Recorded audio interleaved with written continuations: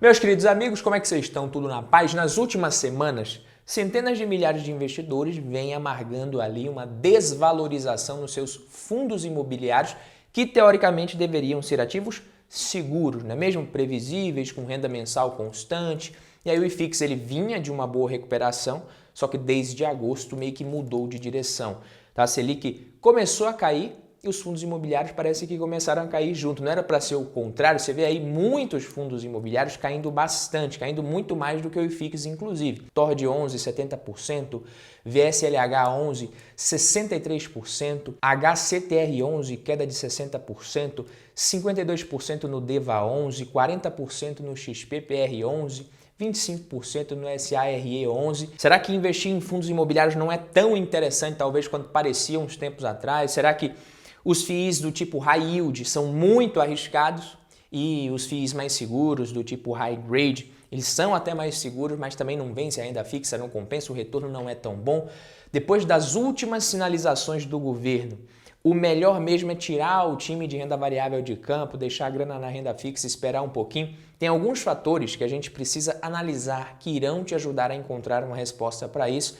Acima de tudo, diminuir as suas chances de perder dinheiro com esses investimentos. E eu não estou falando só dos fundos que caíram bastante, até mesmo os fundos imobiliários mais conservadores, mais seguros, que nas últimas semanas vem caindo. A gente estava tendo uma recuperação e essa recuperação parece que acabou e agora a gente começou a ter uma queda. Será que ainda faz sentido ter esse tipo de ativo na carteira? E antes da gente ver quais são esses pontos importantes que eu estou te falando, eu preciso lembrar você de outro ponto muito importante aqui nesse vídeo, que é para você deixar o like nele. Então deixa o like aí que eu tenho certeza que esse conteúdo vai te trazer alguns esclarecimentos, alguns insights que eu imagino que você ainda não tenha visto, talvez você não tenha parado para pensar neles dessa forma. Então, eu não quero falar o que está por trás da desvalorização de cada um desses fundos imobiliários mais arriscados, até porque são questões pontuais e muito específicas de cada um deles, mas eu já falei sobre isso aqui. Ainda assim, eu vou deixar o link de um vídeo aqui que eu fiz para que você assista na íntegra com calma e entender toda essa novela por trás do HCTR11.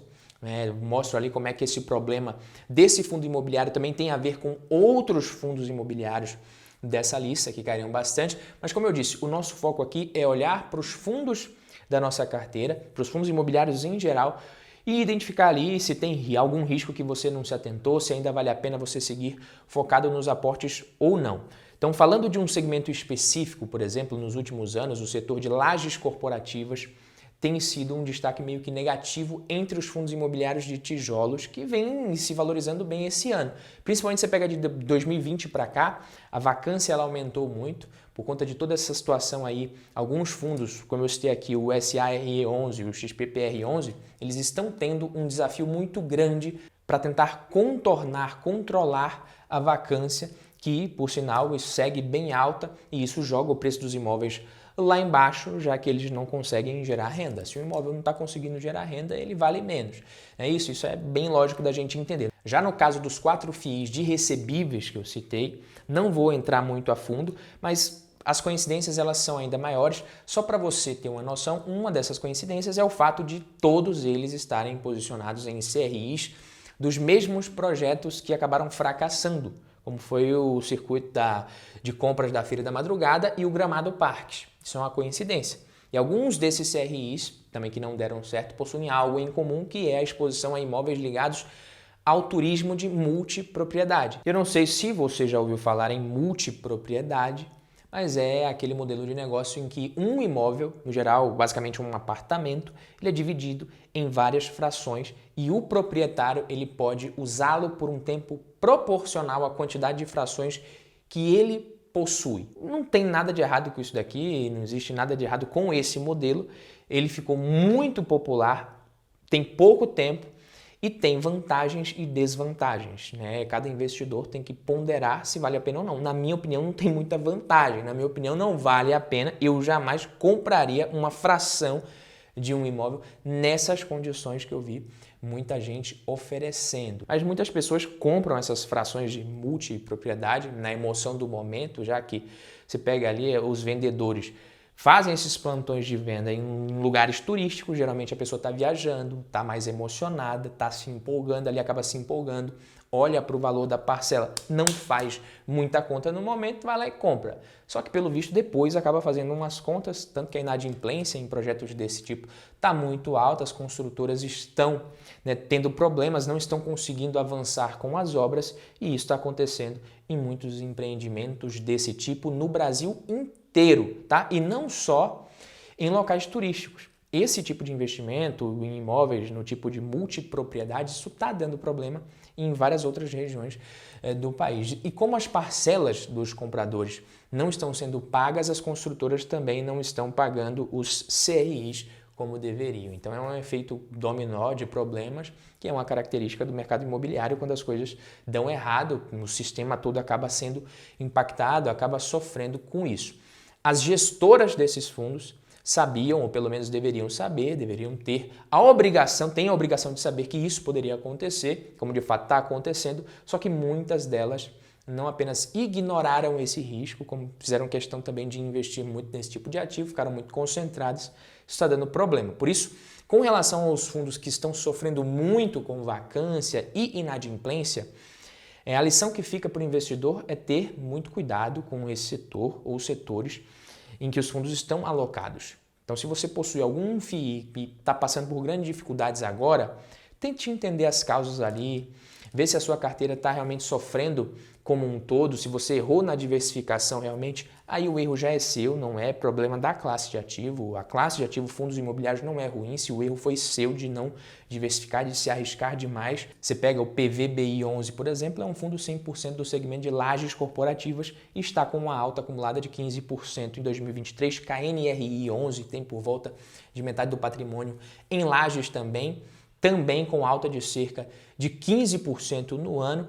E antes de te falar aqui qual que é a segunda coisa que você precisa considerar, não se esqueça, se você chegou até aqui, de se inscrever no canal, que eu estou gravando esse vídeo aqui no Dia das Bruxas, dia 31 de outubro, então quem não se inscreve no canal passa pela maldição de ficar com a carteira no vermelho por 7 anos seguidos. Então faça isso, logo se inscreva. E deixando as brincadeiras de lado, o que eu acredito? Eu acredito que, na verdade, a grande lição que a gente pode tirar desse vídeo aqui e do momento em geral é que fundos imobiliários não é uma classe de ativo para você correr risco desnecessário.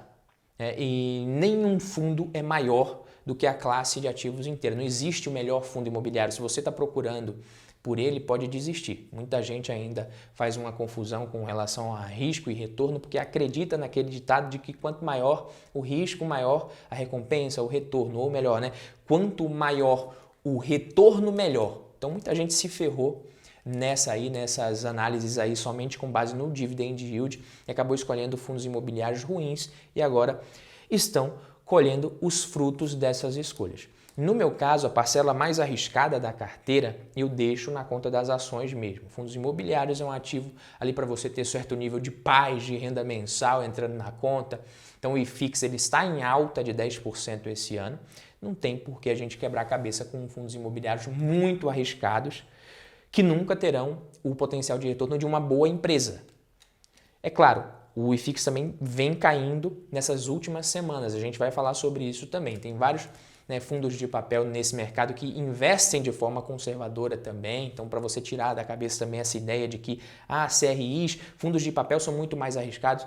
Não, eles têm essas características. Esses fundos que estão sofrendo mais acabaram se expondo demais a um risco muito alto. Mas você tem fundos de papel que investem de forma mais conservadora, os ativos high grade, que nem por isso deixam de pagar bons dividendos. Eu tenho alguns na carteira do canal também, o link está na descrição se você quiser ver os fundos imobiliários que eu invisto na carteira do canal. E com relação à queda do IFIX no período mais recente, o que eu posso dizer é que nesse caso, isso já tem uma relação mais direta com os juros futuros. Hoje, a Selic ela está na casa dos 12,75% ao ano e, ao que tudo indica, deve fechar o ano de 2023 no patamar de 11,75% ao ano. Só que se você tem ações e fundos imobiliários, nesse momento você está pensando, mas por que esses ativos não subiram depois que a Selic começou a cair? Não era o mais lógico que acontecesse? E eu te respondo, não necessariamente.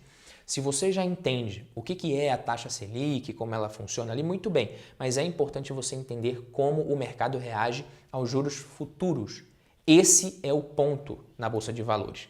O mercado ele fica de olho nisso o tempo inteiro e as respostas vão mudando praticamente todos os dias, se ajustando a novas premissas que vão sendo colocadas nessa equação, nesse bolo, nessa receita. E como não é uma equação nada simples, o resultado não se traduz em previsibilidade, e sim em volatilidade. Por isso, os fundos imobiliários e as ações vêm caindo nesse período mais recente, mesmo com a Selic também caindo. Você tem muita coisa acontecendo, o arcabouço fiscal perdendo um pouco a credibilidade, o governo segue depositando todas as fichas no aumento de arrecadação, visando mais gastos para conseguir melhorar também o desempenho nas eleições, principalmente municipais do ano que vem. O aumento da taxa de juros nos Estados Unidos também significa mais pressão na nossa taxa de juros e no câmbio. A Bolsa Brasileira, nesse momento, negocia a múltiplos baixos. Na minha opinião, definitivamente não é hora de vender ações, fundos imobiliários, mas o governo ele indica que quer aumentar os gastos.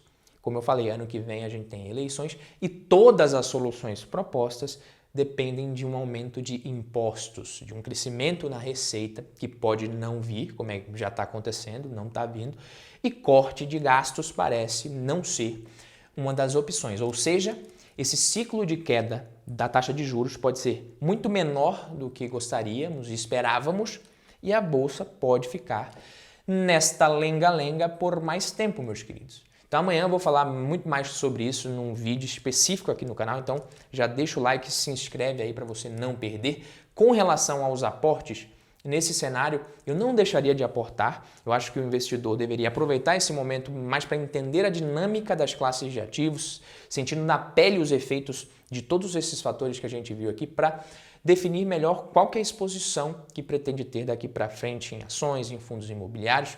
Nos fundos imobiliários é simples.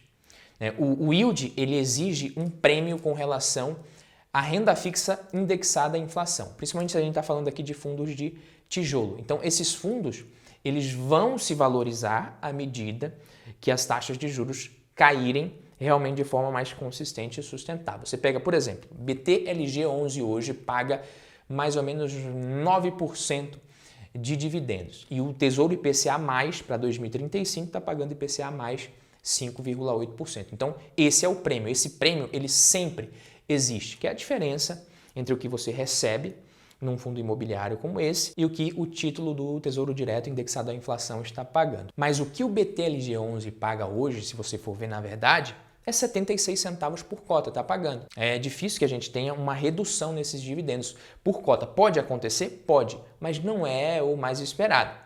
Então, à medida que a taxa oferecida na renda fixa cai, qual que é o único jeito desse prêmio que a gente viu se manter, dele não aumentar muito?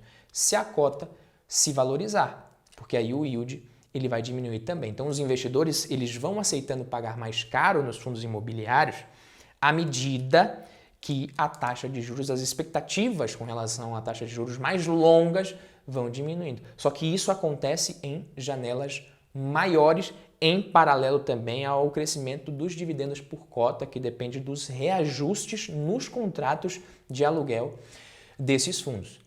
Diferente dos fundos que estão caindo muito mais, que a gente viu por conta da materialização do risco. Aí é questão de fundamentos mesmo e não dá para a gente condenar uma classe inteira por conta de meia dúzia de fundos imobiliários e de gestoras.